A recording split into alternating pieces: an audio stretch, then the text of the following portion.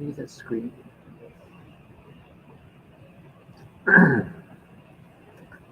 Jaya Radha Madhava Kunja Bihari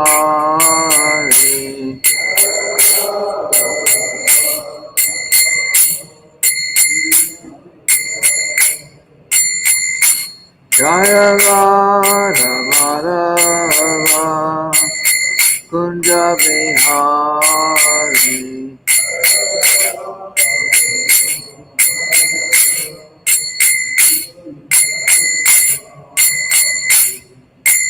Gopi Chandra Bhagava Girivaradhari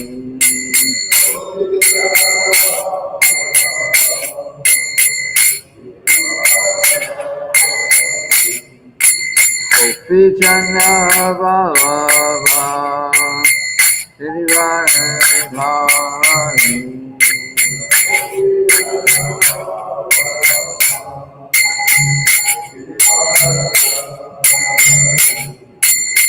Yashoda Nandana Praja Janarandana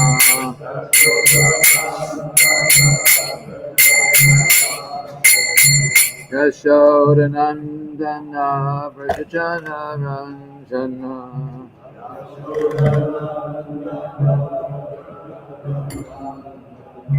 Yamuna Tira Vandachari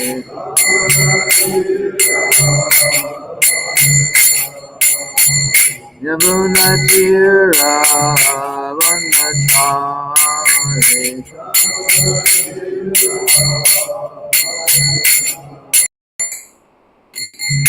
Hare Krishna, Hare Krishna, Krishna Krishna, Hare Hare, Hare Rama, Hare Rama, Rama Rama, Hare Hare.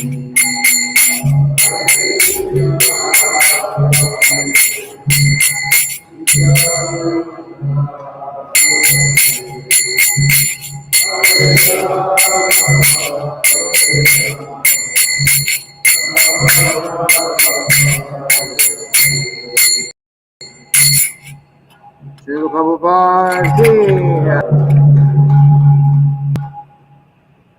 Om Namo Bhagavate Vasudevaya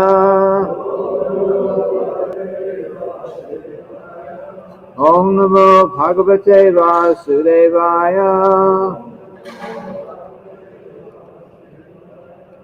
Om Namo Bhagavate Vasudevaya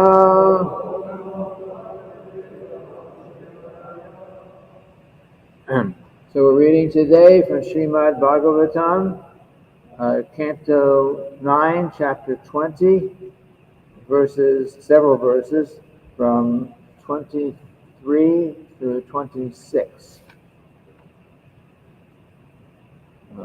We chant the Sanskrit, this is verse 23 here. Pitar you parate sopi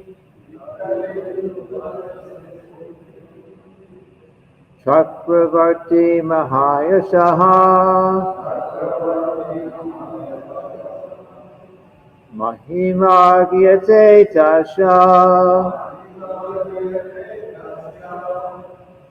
Harer Ansha Bhuvo Bhuvi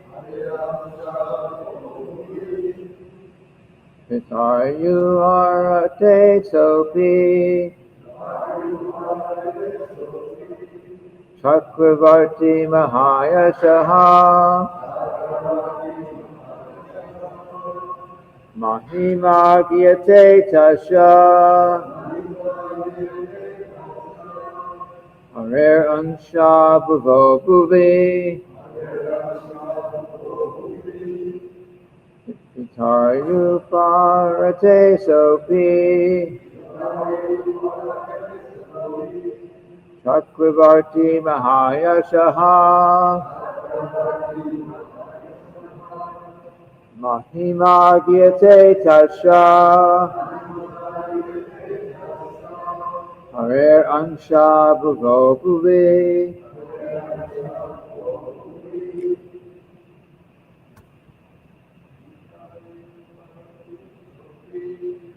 Parvate Sopi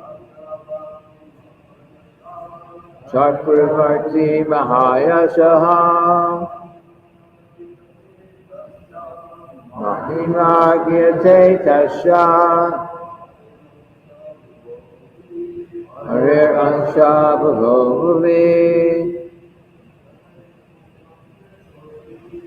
Chakravarti Sopi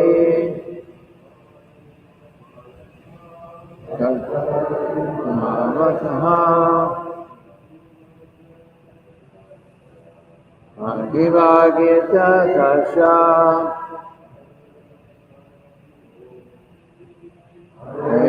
Shabhuvi Daya Bharate Sopi Chakravarti Mahayashaha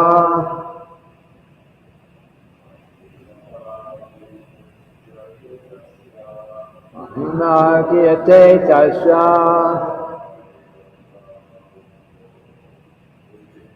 Hare Ansha Bhagavami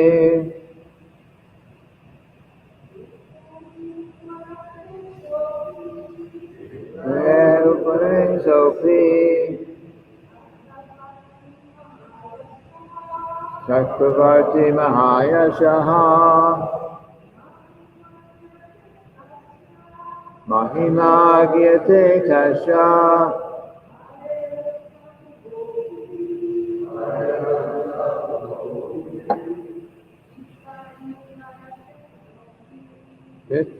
Rupane Sopi Chakravarti Mahayashaha Mahimagiyate Tasha Hare Ansha Bhagavami. Word for word synonyms. Pitari, after his father. Uparate, passed away. Saha, the king's son. Api, also. Chakravarti, the emperor. Mahayashaha, very famous. Mahima, glories. Iyate, are glorified. Tasha, his.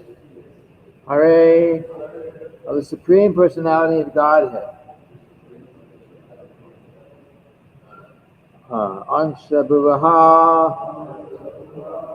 a partial representation. Bhuvi, upon this earth. Translation. Shukadev Goswami said, when Maharaj Dushmanta passed away from this earth, his son became the emperor of the world, the proprietor of the 7 islands.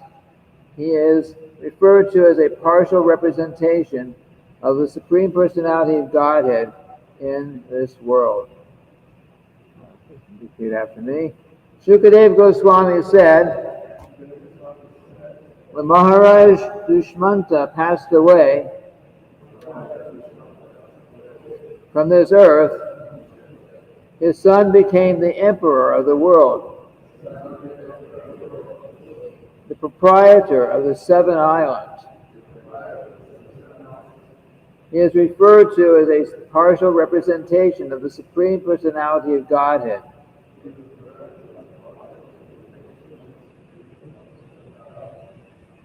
In this world. Purport.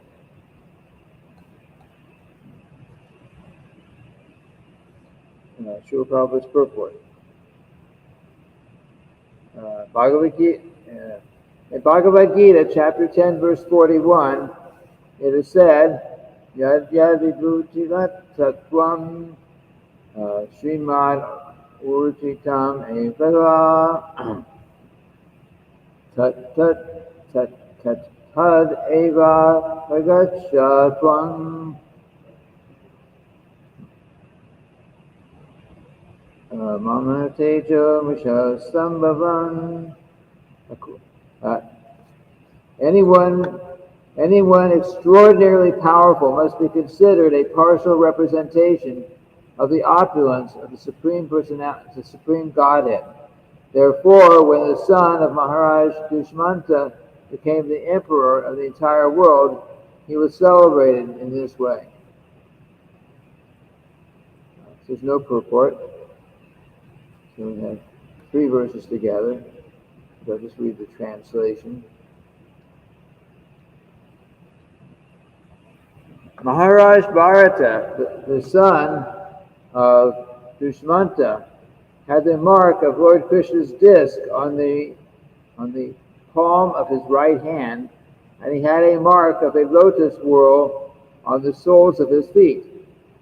By worshipping the Supreme Personality of Godhead with a grand ritualistic ceremony, he became the emperor and master of the entire world. Then, under the priesthood of Mamatya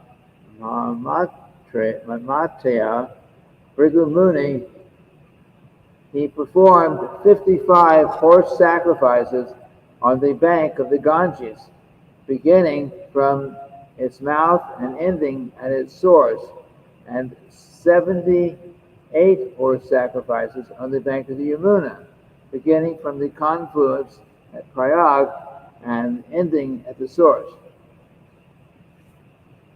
That makes how many? 55 plus 78. 133, I think. Anyway, so going on. This is the first time that I've never heard of anyone performing so many. Lord Indra had performed 100 and had a big conflict with Prithu Maharaj when he was about to perform his 100th one. But here's somebody who actually performed a lot more than Lord Indra had. Okay, we're going on. He established a sacrificial fire on an excellent site, and he distributed great wealth to the Brahmanas. Indeed, he distributed so many cows that each of thousands of Brahmanas had one Badva, 13,084, as his share. Wow.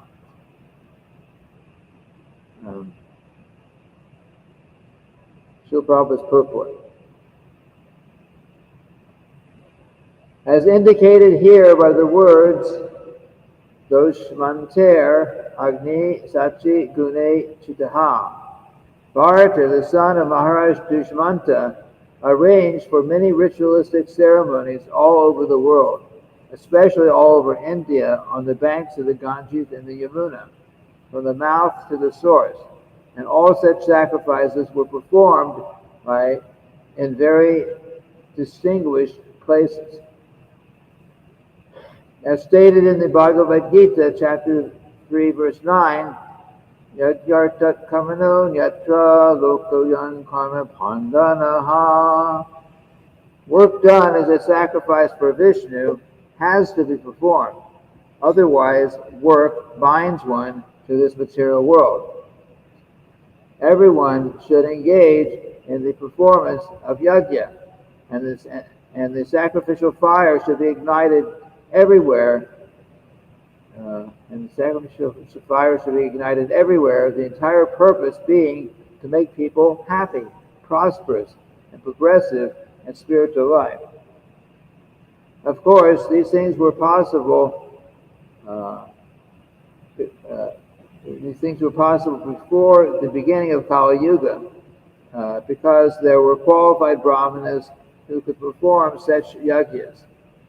For the present, however, the Brahma Bharata Purana enjoins Ashvedam Gavavam Ashvamedam Kavalambam Sanyasan Pala Pikam Tavarena Suto Hatim Hello Pancha Vigarjayat Chayet.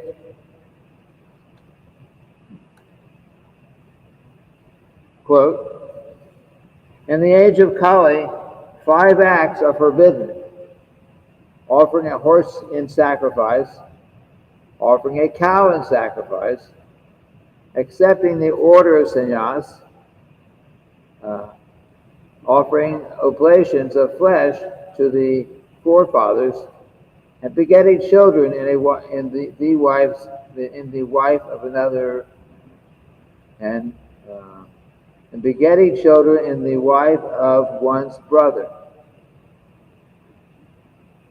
End quote. In this age, such yagyas as the Ashvamedha Yagya and Gomedha Yagya are impossible to perform because there are neither sufficient riches nor qualified brahmanas. This verse says, Mamateyan Rodhaya. Maharishi Bharata engaged the son of Mamata, Bhrigu Muni, to take charge of performing this yagya. Now, however, such brahmanas are impossible to find.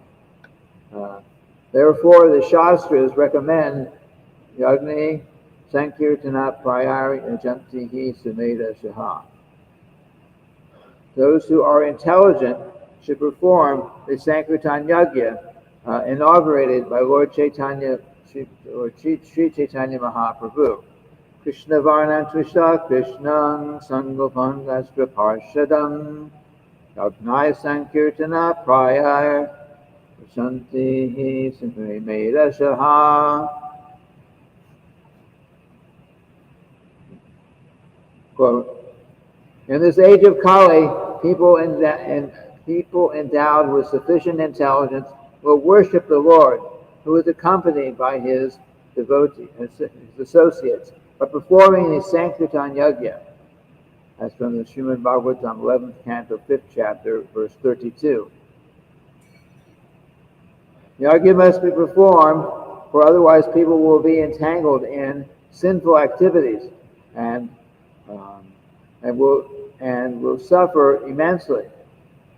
Therefore, the Krishna consciousness movement has taken charge of introducing. Therefore, the Krishna consciousness movement has taken charge of introducing the chanting of Hare Krishna all over the world. The Hare Krishna movement is also yagya, but without the difficulties involved in securing paraphernalia and qualified brahmanas. This congregational chanting can be performed anywhere and everywhere.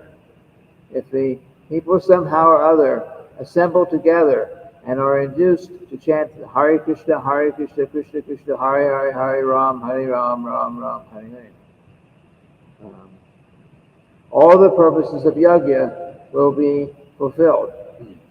The first purpose is that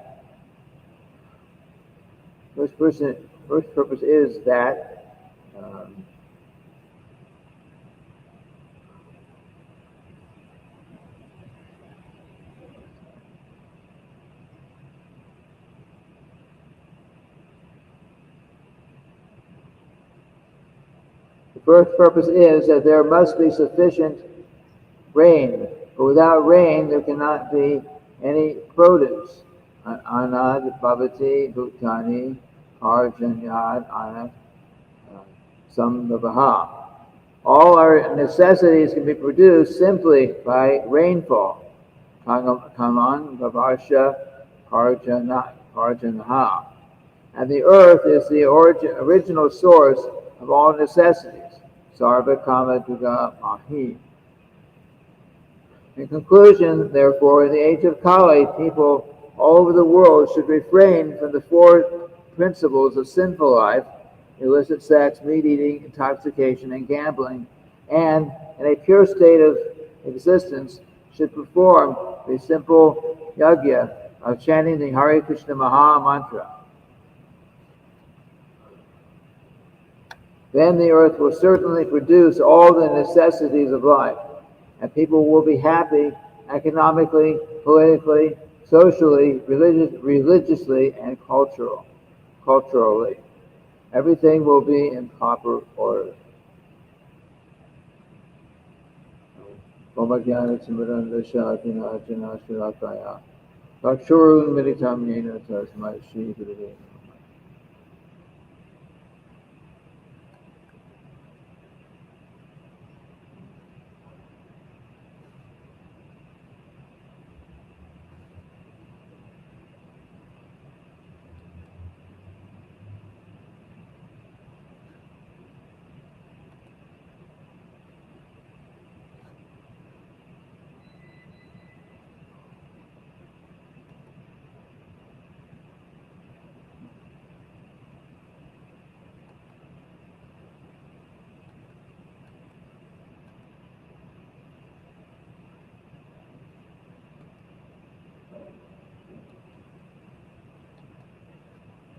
So,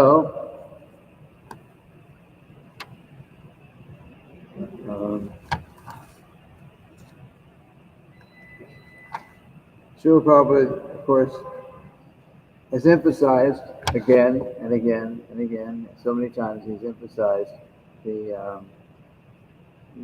fact that the sacrifice for this age is Sankirtan Yajna.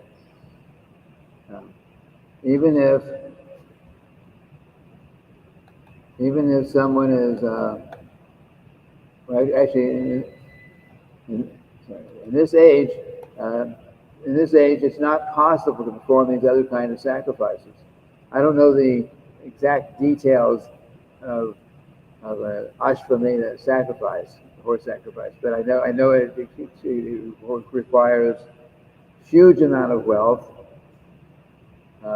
These are sacrifices that were not. These sacrifices were not just done. It's not like somebody had in one city and they just gather a few ingredients together and make a big sacrifice. These are sacrifices performed by the emperors, and the emperor, when it says the emperor of the world, then, if you had a better understanding of what the world is. So the emperor of the world meant,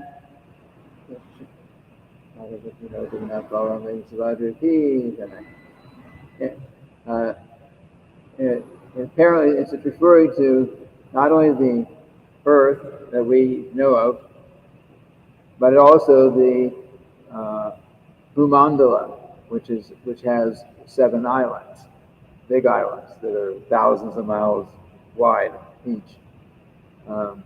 So they were ruling all this land, all the people in these lands, and they when they performed their sacrifices, they were getting help from the people everywhere, because everyone would get in that way everyone would get spiritual benefit. See, so they had to collect gold and jewels and so much paraphernalia, which you probably cannot imagine now. They had the entire earth as we know it, plus the entire Bhumandala and all those 7 islands, which are also inhabited by people, and they all were. And everyone is providing what was required. Of course, that's not practical today. We don't have a pious, Krishna-conscious emperor that's ruling the entire planet. It's not possible in Kali Yuga. But this was some previous age, and this is how it was done. So, of course, in the present age, it's Sankirtan Yajna. So this Sankirtan Yajna is something that anyone can do. especially the chanting of the holy names of the Lord, congregational chanting of the holy names of the Lord. Anyone can do that. It doesn't require, you don't have to be wealthy. You don't have to, you don't have to give so much gold to be allowed to chant Hare Krishna.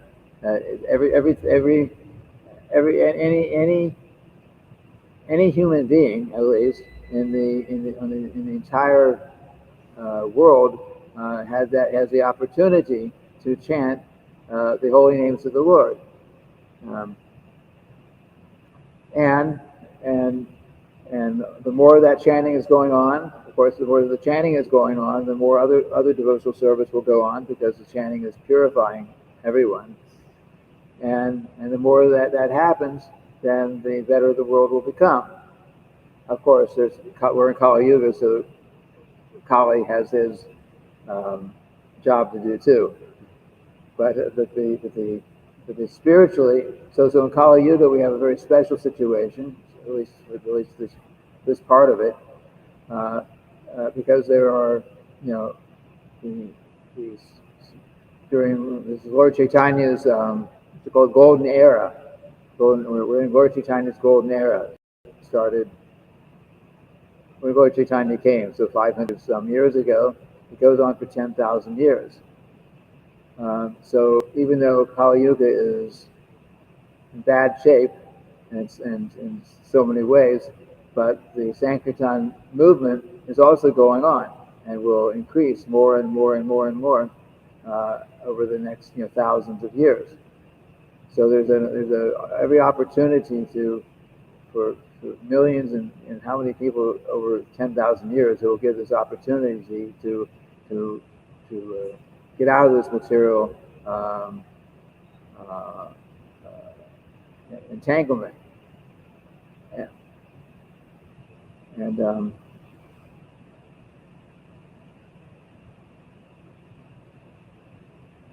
And of course it's our responsibility as followers of Srila Prabhupada, as recipients of his opportunity to chant Hare Krishna. It's our responsibility to help spread this Krishna consciousness movement. We can do it locally. We can do it with the Krishna consciousness movements all over the world, everywhere. And of course, the preaching is going on, so people more and more will take up this path of Krishna consciousness. This is our you say our family business, so to speak. The ISKCON family business is to give Krishna consciousness to others.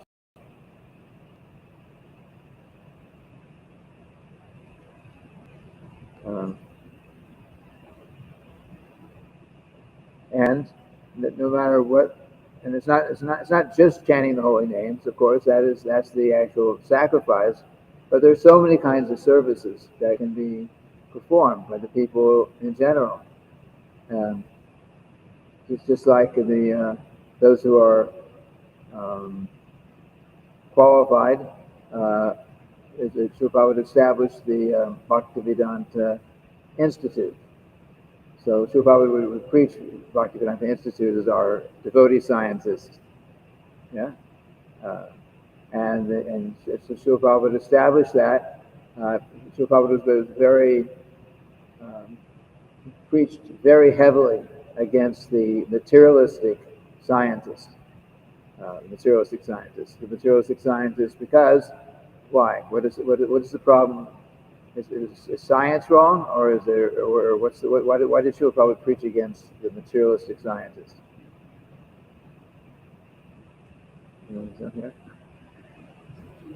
Huh? They're cheating. Yeah, they're basically they're trying to prove everything in the material, how to understand everything and prove everything in the material world. Basically, whether they say it or not, they're basically trying to prove that we can explain everything, we can do everything ourselves, and therefore there is no God.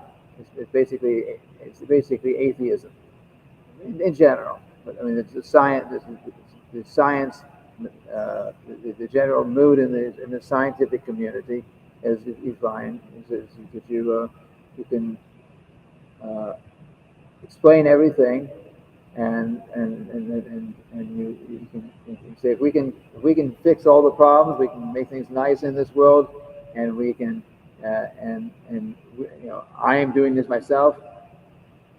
We don't even need God. We don't even believe in God, and that's very unfortunate, because in the schools, they basically you're not even I don't know now, but when I was probably in early high school or a year before that, uh, there was actually a Supreme Court ruling, something that was actually taken all the way to the Supreme Court, uh, which required that you or that you could not even hardly mention God in school. You could definitely not pray in school. You cannot because why? The argument was, we have free will. Not everyone believes in God. So how can, in a public school, how can you make someone listening to the prayer, like we used to recite Pledge of Allegiance to the American flag, and that was because we're in America. So we say like that. So part of the allegiance says one nation under God. But if somebody doesn't believe in God, and we also used to do the Lord's Prayer, Our Father who art in heaven, hallowed be thy name, like that. The day started like that every day, up until, well, for me it was until I think it's 14, 15 years old, or somewhere in there. That year it all changed, and so and it was very conspicuous by its absence, because that was the first thing in the first room you were in. That this is how it was done now. And then finally, after a few days, one of the teachers explained that this is why this is being done, because some lady, her name was Madeline Murray O'Hare.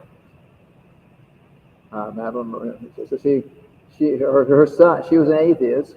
Her son was of course an atheist. He was being trained up to be a good atheist, and he complained to her that, you're teaching me to not accept any God, but every day in school we have to pray to God. It's required. So she actually took it to court, and I'm sure she had a lot of supporters, but she took it to court, and they went higher and higher and higher courts, finally all the way to the Supreme Court, and came to that conclusion. And actually, Supreme Court ruling says that you can actually only you can have a religion that does not actually believe in a supreme being. So many words. That's how it's written. So my religion is to be an atheist. I don't believe in God, but that's my religion. It's a very strong feeling, very strong belief. I have a very strong belief that there is no God. So that's allowed, and that was legal. It still is, as far as I know. So this and a lot of the arguments that went into this whole case was, you go back to others in our history who were atheists, basically like Darwin's theory. So because Darwin's theory was everything is coming out, all the species of life are coming out, one developing from another, but he never mentions about any God or soul or anything like that. We also have an evolution, but our evolution is the soul going from one body to another, and the soul gradually becoming, as it gets more and more purified, that's another kind of evolution, the soul rising up in that way. But the Darwin idea was that everything is there's no God. It's just all completely materialistic. So that was very, and these things are being taught in school, not as you call it Darwin's theory, but it's taught as fact. This is how it is, because we were taught by these our great scientists and philosophers and like that in the past.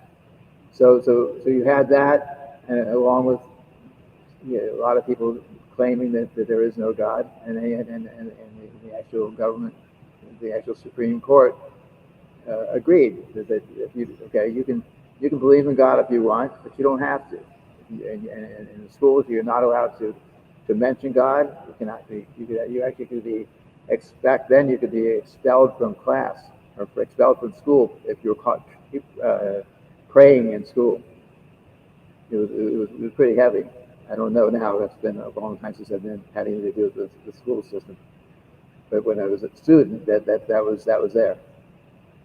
And I also noticed that during that time, I don't know if it was exactly because of this or something else, but I do remember the time. That's when I started hearing about. Of course, we were maybe teenagers by that time. I heard, but you start hearing about in the school. Oh, so and so just had illicit sex. Illicit with so and so. It's going around because these things are happening, and drugs. Drugs are well known in the society now. I just started hearing about these things back then. Drug abuse in the schools. All this started happening immediately when that ruling was made, and that was because at least that was my perception about at the time was I believed in God. I wasn't going to change, but basically if in the schools they're saying, oh, we cannot talk about God, we cannot pray to God. It's like saying, okay, we are teaching you, we are your teachers, and we are supporting this idea that we're supporting this idea that that God's not very important, or maybe God doesn't even exist. So that's so for the adults, the kids are supposed to look up to the adults, the teachers and parents. And the government. So the government and the teachers and so on are come to the point that they're saying we don't. There's so many words. They're saying we don't believe in God. We do not think that God is important. And so what are this kids supposed to say? Oh, I always thought God was supposed to be important, but I guess they're teaching us otherwise now, teaching by example. So in any case, we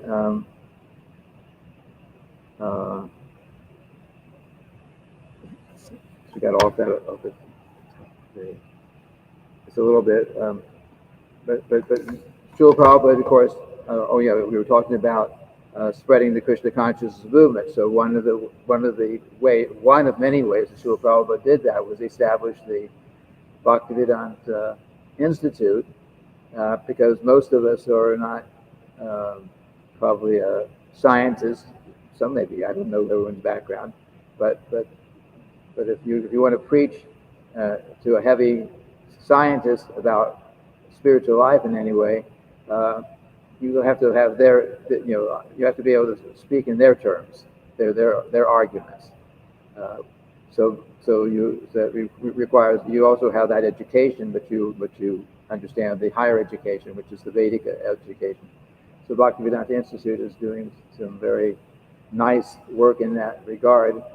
They're presently teaching actually a course on this subject. It's going on. It started like a month ago. It's a consciousness course, I think it's referred to. Ultimately, proving by so many ways, in scientific terms, how there is a soul. But anyway, that's one point.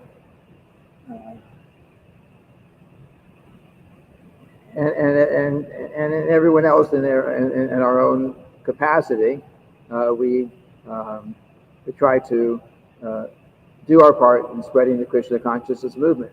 And in reality, our ability to make spiritual advancement is largely dependent on how much we are trying to help spread the Krishna consciousness movement. We are becoming more Krishna conscious based on how much we are trying to give Krishna consciousness to others. Like that. That's the principle. And just like Srila Prabhupada says, your love for me will be tested by how well you cooperate with one another in carrying on this mission. So that means carrying on this mission. It means preaching. So if we're preaching Krishna consciousness, then we make spiritual advancement. Or if we're supporting somebody else or supporting others who are preaching Krishna consciousness, then we make spiritual advancement. If we think that I'm okay, I'll go off to some place. I'll chant Hare Krishna, but I'm not going to do anything that has to do with the temple or with like this. I'll just be on my own. I'll chant Hare Krishna. I don't like all these other people over there. Like that. So if you're thinking like that, it'd be very, very hard to make advancement, because the Srila Prabhupada set up is that we are practicing Krishna consciousness. We work together towards the ultimate goal of giving Krishna consciousness to others, and Krishna reciprocates with that by giving us Krishna consciousness. He reciprocates with us. That he helps us become Krishna conscious because we're trying to give Krishna consciousness for others. It's just like they say, it's just like you're teaching something, or if you have knowledge, and you try to keep that knowledge to yourself. I'm the biggest scholar and whatever was out there now. I'm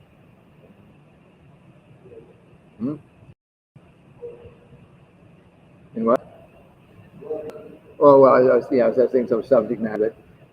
Somebody could think I'm very, very, very smart. I know more about some particular subject than anyone else, and therefore I'm going to keep it like that because I'm not going to teach anyone anything. But if we think like that, materially or spiritually, if someone has that attitude, it's just a matter of time they lose it. They say you don't use it, you lose it. So if you have knowledge and you don't share it with others, then you lose it. And if you have knowledge and you do share it with others, then of course the realization increases. Just like Srila Prabhupada said about writing. If you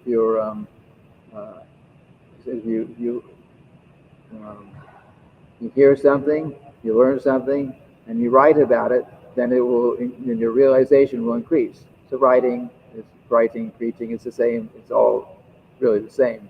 It's a way of expressing distributing this knowledge that we have. So if we give,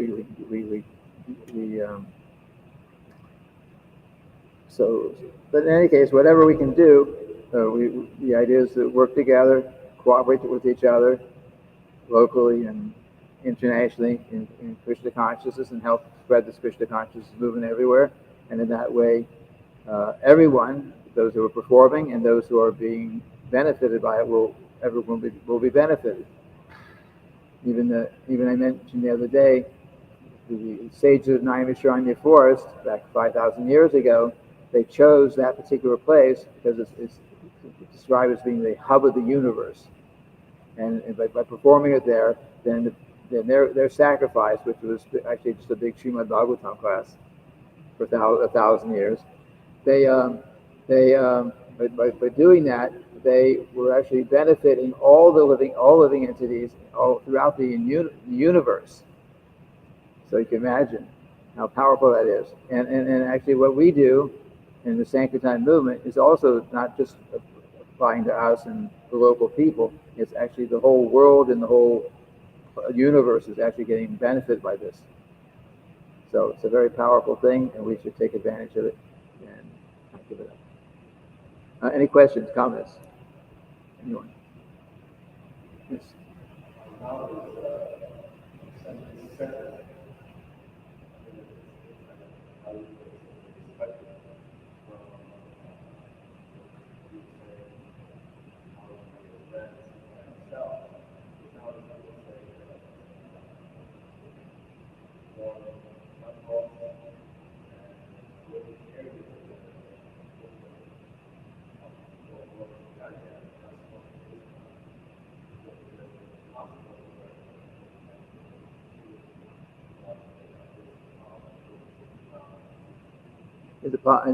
Is it possible to?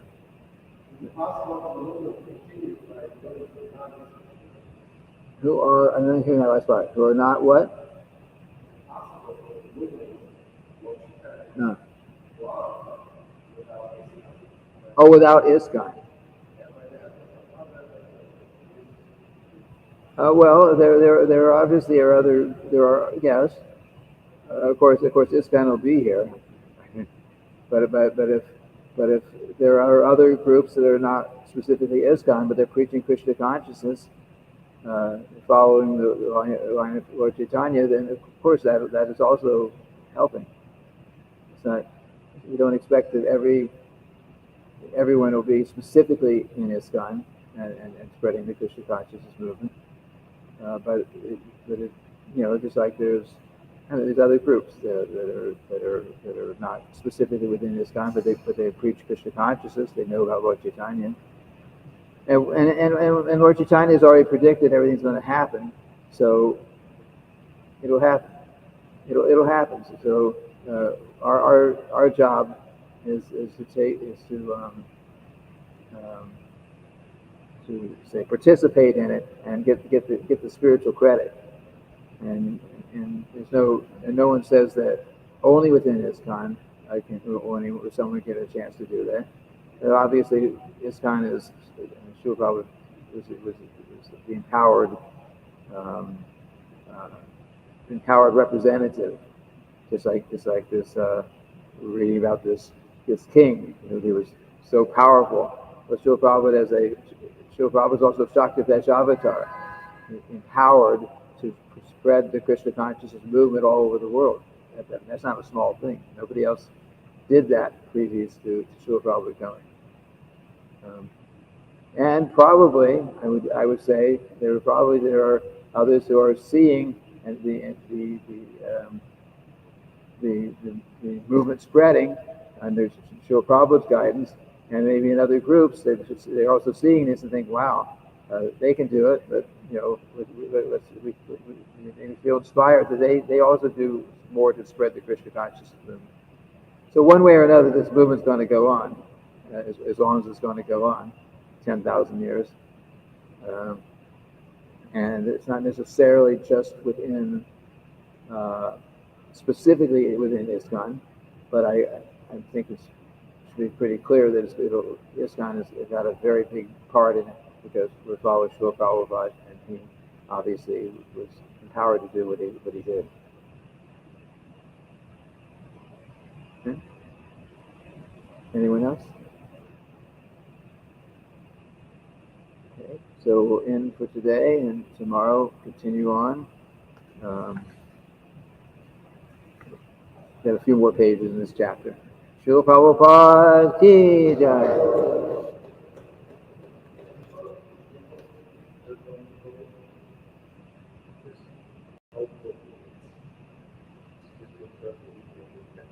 Oh, okay, well.